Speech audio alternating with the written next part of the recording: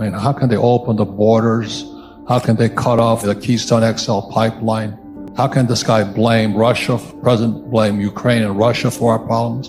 We have food shortages. Sri Lanka, which is the richest island nations in the world, is in rioting right now. So we need leaders. This is a time for you to become bigger leaders, because I think people are kind of waking up that maybe it's our leadership that's the problem. There's a guy named Jordan Peterson who said, if you think tough men are bad, just see the damage a weak leader can do.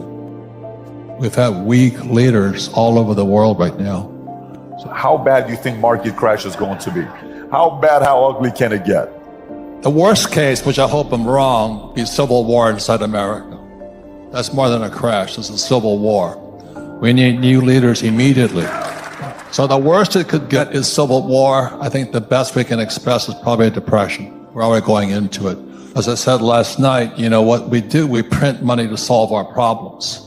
And all that does is increase debt and creates more freeloaders, social welfare. I'm not against social welfare, but don't print money to pay for it. At the same time, our debt escalates. Our debt to GDP right now is 120%. At 90% debt to GDP, we're bankrupt. That means for every dollar we spend, we go deeper in debt right now. So our debt is now in the trillions. I don't know how many trillions it really, I've heard it's 260 trillion. I don't know how they measure it anymore. At the same time, they raise interest rates into a recession. This has never been done before. So that's why I'm saying there's somebody intentionally doing something to bring America down and the world down.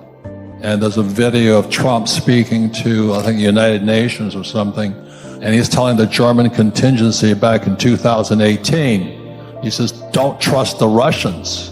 Don't depend upon the Russians. And now Russia can cut off their power. So there's something really goofy going on. I'm not privileged to find out about it. I just want to put some fear into you, because the more dangerous the mission, the better you've got to be.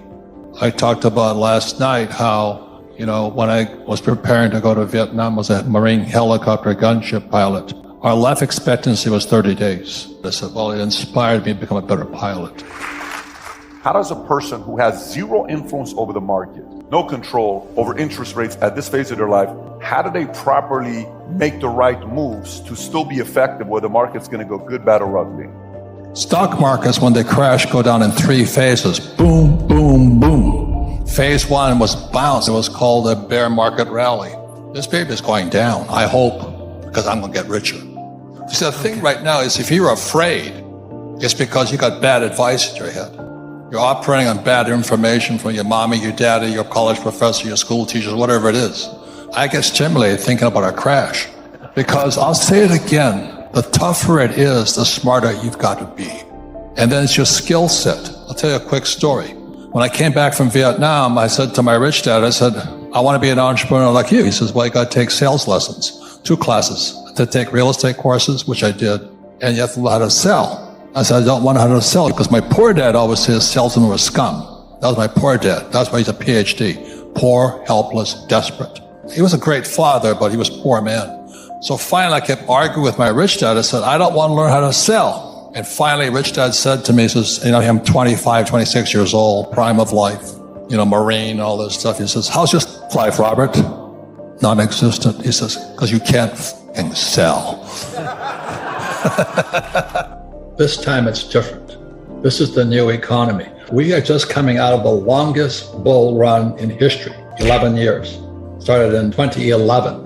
And at 2011, I made the biggest fortunes of my life, because that was the MBS, mortgage-backed securities, and the CDO crashes, the real estate crashed. And I backed up the truck, and I borrowed $300 million to buy the best real estate all across the Southwest. This is the largest, longest bull market in history. I look at some of these young kids, you know, and I own some Bitcoin, I own some Ethereum, but they're all saying the same thing. This time it's different, you know, and Bitcoin's crashed. And, you know, the Federal Reserve Bank, I can't believe that. Well, my question to everybody is this: can the Fed print oil? Can the Fed print gasoline? Can it print food? But everybody sits there and they've been brainwashed by Wall Street to go, do as the Fed tells you to do. Well, you gotta be kidding me. Those guys are the three stooges, Janet Yellen, Biden, and Powell. You got to be kidding me. Why would you listen to them? Volcker saying it's going to crush, so he raised interest rates, right? So Powell is now channeling the spirit of Volcker. And when Volcker crushed inflation, debt to GDP was 30%. And today it's 125% if you believe the numbers. So if he channels Volcker, and the other thing about history will tell you this, there's never been a soft landing. It's more Fed talk. I've made more money in the last 3 years in my whole life. And so that's what I want to talk about with you today, is that there's other ways of looking at investing, but to think that Powell is going to save you when, as you may know, the reverse repo market is running at $2 trillion a day today. Right. $2 trillion a day. And people are listening to Powell? You got to be kidding me. I own no stocks, bonds, mutual funds, ETFs. I do not touch paper. I'm not saying that you shouldn't, but I think people have been brainwashed by the Fed, the Treasury. Go to school, get a job, pay your taxes, get a high-paying job, and invest for the long term in a well-diversified portfolio of stocks, bonds, mutual funds, ETFs. It was in 1974 when I came back from Vietnam, a two-tour Marine helicopter pilot. I saw communism at work. It was not pretty. And I come back in 1974, they passed ERISA. ERISA stands for 401k right now, or IRA. And I went, oh my God, they're funneling my generation, the boomers, into the stock market. And they don't know anything about money. And in 1974, the biggest exodus was school teachers suddenly becoming financial planners. I watched it in horror. And today we have baby boomers who are hoping the stock market stays up in their 401k just as Social Security goes bust. You think that's an accident? That's all I'm saying. I'm just a Marine. I'm a dumbass Marine lieutenant. Flew the gunship, went down 3 times. But today I listen to this bullshit and I go, oh my God, how can we be that stupid? Because we went to school, we did as we're told.